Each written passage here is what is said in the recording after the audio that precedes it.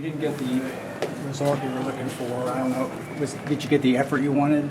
Well, I mean, yes, I did. I mean, they fought all the way to the end, and again, that's kind of our guys have played hard all year long, so that hasn't been an issue. I thought we've had the best 2 weeks of practice that we've had. I've made that quite clear. I thought I was very, very pleased with the way our defense played for the majority of the game. I think we had a season high 11 tackles for loss.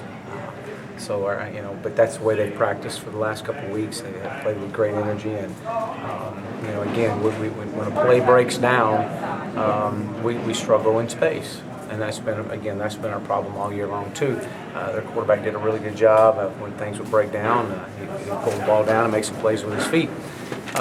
But again, I thought our guys, defensively, I thought we played much better. Offensively, I was very disappointed in the way we played. I don't think we played nearly as crisp and as clean as we played the first part of the season, or even against Houston. So that was a concern. And a lot of that I credit South Florida. I knew they were very talented up front defensively, and their D-line was obviously one of the best parts of their defense, and we knew that coming in as well. So, so that was kind of the summary of the whole thing. I was very disappointed that we were unable to put any more points on the board than what we did. Mistakes, stuff like that. Is that like a layoff type deal? No, I don't. No, I'm not going to make an excuse on that. I don't want to say that because again, we've had some great competitive practices. You can't turn the ball over. Again, that's been kind of our theme over the last couple of weeks. You can't do that. We're not nearly in a position where in our program where you can turn the ball over multiple times and rally back and win. We can't do that. I thought our defense did a good job though when it was turned over to being that first responder out there and either limiting them to a field goal. I think we gave up a touchdown on one of them, but they did a good job of coming back and responding out of it.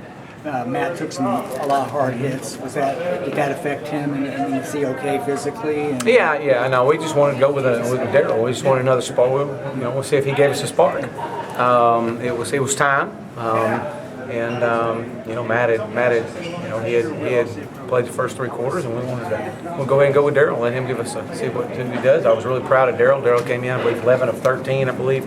Got a touchdown out of it, drove us down and scored in a much-needed time that we needed to at least put some points on the board. Did Darryl's efficiency or poise surprise you at all? It was good to see. I mean, he's shown flashes of that in practice. But he did. He looked very calm. He found his check down several times, which was good to see when nobody was open. I think Darryl looked comfortable. Sure did. Cortland Sutton didn't get his first catch until early fourth quarter. Obviously, he's drawing double teams everywhere he goes every week. Any frustration setting in for him? Well, I don't think there is. I mean, we're trying to target him, and he knows that's what's happening. He's getting a lot of double, high, low, what we would call it, and a cloud into his side, and rightfully so. It forces somebody else is open too, and you've got to be able to run the football at times when you get a lot of that. So.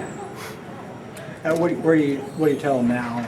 Next week. Well, we got a tough finish here too. Oh yeah, no, we got our whole schedule's been really tough, to be honest with you. So it's it doesn't get any easier. You're playing a very explosive Tulsa football team right now. That's I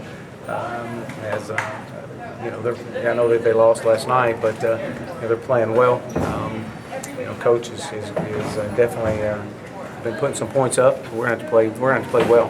Maybe back home, so it'll be our first time back home. So, and encourage our fans to get out there and support these guys. They're not giving up. They're fighting hard, and we just keep fighting. And that's what I tell the guys. I mean, it seems like it's the same song, different verse. I mean, you just keep battling, you keep fighting, and we're gonna flip it. It's at some point it's going to end, and you're going to flip it and get it going. And we just got to stay the course.